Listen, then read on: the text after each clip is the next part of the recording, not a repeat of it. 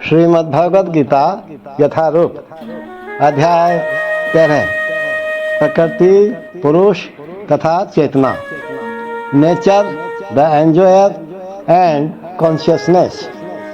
श्लोक 14। अब भगवान परब्रह्म के बारे में अर्जुन को बता रहे हैं और अर्जुन के माध्यम से हम सभी को जानने का अवसर प्राप्त हो रहा है। तो श्लोक नंबर 14। सर्वतः पाणिपादं तत्सर्वतः अक्षिशिरमुखम् सर्वतः श्रुतिमतलोके सर्वं आवृत्य तिष्ठति। एक बार पुनः सुनते हैं। सर्वतः पाणिपादं तत्सर्वतः अक्षिशिरमुखम्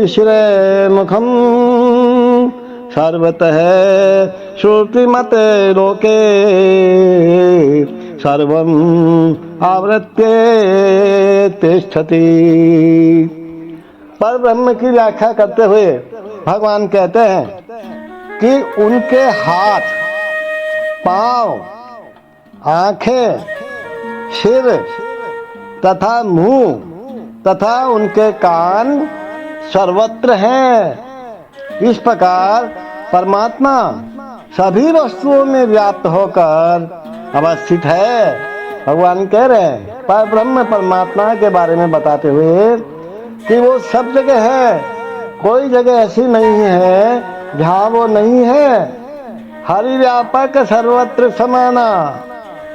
जिस प्रकार सूर्य अपनी अनंत रश्मियों को विकीर्ण करके स्थित है, उसी प्रकार परमात्मा या भगवान भी हैं।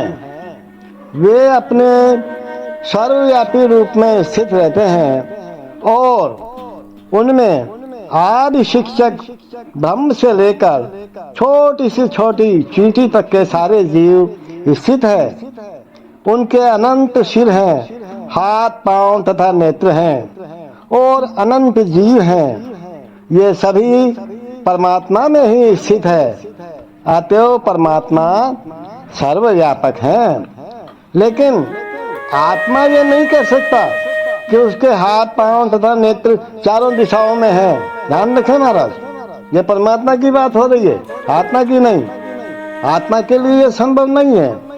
यदि वह अज्ञान के कारण यह सोचता है कि उसे इसका ज्ञान नहीं है कि उसके हाथ तथा पैर चतुर्दिक प्रसारित है, किंतु समुचित ज्ञान होने पर वह ऐसी स्थिति में आ जाएगा कि उसका ऐसा सोचना उल्टा है। इसका अर्थ ये होता है कि प्रकृति द्वारा बद्ध होने के कारण आत्मा परम नहीं है, इंद्रियों के वश में हो जाती है कई बार। परमात्मा आत्मा से भिन्न है।